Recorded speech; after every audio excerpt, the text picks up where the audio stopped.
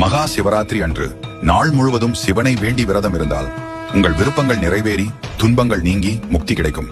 இந்த ஆண்டு மகா சிவராத்திரி பிப்ரவரி 26ஆம் தேதி நடைபெறுகிறது.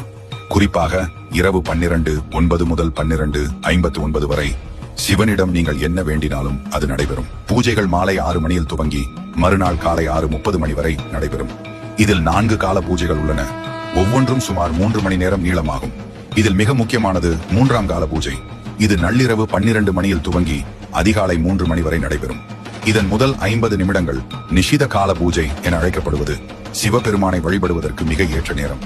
இந்த நேரத்தில் பார்வதி தேவி மற்றும் சிவபெருமானை வழிபட்டால் அவர்களின் அருளை பெறுவதாக நம்பப்படுகிறது. மகா சிவராத்திரி விரதம் பிப்ரவரி 27 காலை 7 மணிக்கு நிறைவடையும். இரவு முழுவதும் கண் விழிக்க முடியாவிட்டாலும் 3ஆம் மற்றும் 4ஆம் காலங்களில் கண் விழித்து சிவ தரிசனம் செய்வது அவசியம். இந்த நேரம் உங்கள் பக்தியிலும் புதிய ஆற்றலும் அருளும் தரும்.